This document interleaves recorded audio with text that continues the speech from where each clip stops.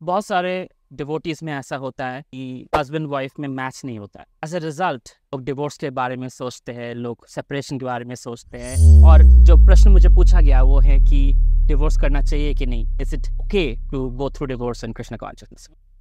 अगर आपका विवाह जो है भगवान के सामने साक्षी रख के वैष्णवस के सामने हुआ है, and it is really not a good idea to go through divorce because it's like breaking a vow. Having said that, if your spouse is abusive, अगर physically, emotionally, sexually आपका abuse हो रहा है, तो ऐसे इंसान के साथ आप रह नहीं सकते। It is obviously understood. तो इस चीज में हमको गुरु और जो वैष्णव जो हमको ट्रेनिंग दे रहा है, काउंसिल कर रहा है, ऐसे लोगों से हमको सलाह लेना चाहिए कि क्या करना चाहिए।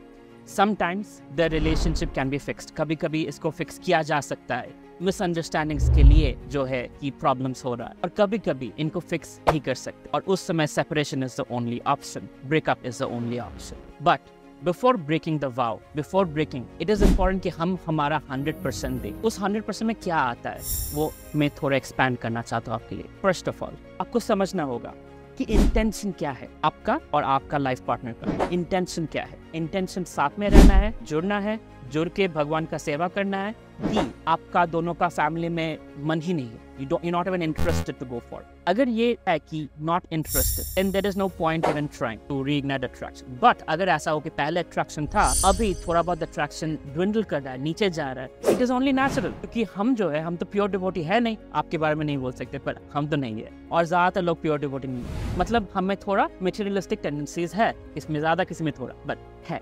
So as a result, attraction जो है वो धीरे धीरे नीचे जाता है, क्योंकि attraction is not fully spiritual. Spiritual attraction always grows, digital attraction dwindles and falls. तो अगर अट्रैक्शन था पहले पर अभी नहीं है, उनको रीइग्नाइट करना है, देन देयर इज होप। मतलब you can work on certain things कि कम्युनिकेशन में शायद प्रॉब्लम हो रहा है, शायद हम इनको समझ नहीं पा रहे, वो हमको समझ नहीं पा रहे। So there can be a third person mediator, a marriage counsellor. हमारे इस्कॉन में बहुत सारे लोग हैं जो कि मैरिज काउंसलिंग करते हैं, जो दोनों के साथ बात करके समझे कि कहाँ पर कॉन्फ्लिक्ट हो रहा है, कहाँ पर मिसअंडरस्टैंडिंग हो रहा है, और based on that they can fix that connection. Now another thing you can do on your own is, क्या था पहले जो अट्रैक्टिव था और अभी क्या न्यू कर सकते हैं, क्योंकि we are changing as human being. जो हम थे 20 साल की उम्र में, वो 40, 50, 60 साल की उम्र में तो नहीं रहेंगे। Body is changing, the mind is changing, evolve कर रहे हैं। तो इंसान का इंसानियत जो हमारा जो कॉन्शियसनेस है, हमारा जो मैच्योरिटी है, वो भी इवॉल्व हो रहा है। So may be you too were in love with that version of you जो 20 साल की उम्र में थे, बट अभी जो हो आप, देयर इज नो कनेक्शन। अभी हमको ढूंढना है कि कहाँ पर हो connection, where is that thing that I can appreciate. तो इसको बोलते हैं ग्रैटिट्यूड जर्नल। एक ग्रैटिट्यूड के बारे में लिखना है कि I am grateful for she makes me tea in the morning, she makes me happy when I am feeling unsupported. Think about incidents जो हुआ था that made you feel like wow, there is a lot of love between me and my life partner. So like that, you figure out some 5 or 6 points जो आपको लगे कि हाँ, this shows there is love. अगर वो आप देखते हैं, then आपको खुद ब खुद पता चलेगा कि there is something right here. Focus on the right and figure out what are the things that are wrong right now.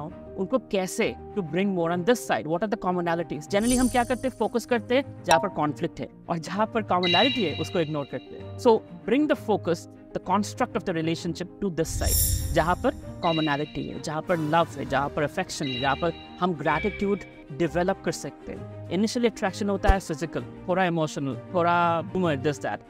But later on in life, it becomes about caring. Will in my old age this person care for me? Am I in a capacity to care for this person? So caring and taking care of each other becomes the important thing. तो अगर वो चिंगारी जो था पहले वो ना भी रहे, but at this point of our life, after 10, 20, 15 years of marriage, we have to figure out कि is there the caring aspect? One taking care of each other when the kids go to college, आप अकेले हो जाते हो, retirement के बाद और ज्यादा अकेले हो जाते हो, उस समय क्या will we be able to support each other? Based on that, हमको डिसाइड करना है कि should we invest in this relationship या we should separate out. Again, better not to separate out, but also not a good idea to stay in an abusive relationship. अगर relationship में abuse है तो वो हमारे लिए बहुत ही हानिकारक हो सकता है, और eventually it can lead to depression, suicide, health issues, and lots of other things. So only if it is repairable, try to repair it. Agar repairable nahi hai, then talk to your Vaishnava guidance, talk to your guru, and take a step that helps you stay away from a negative situation. Hare Krishna.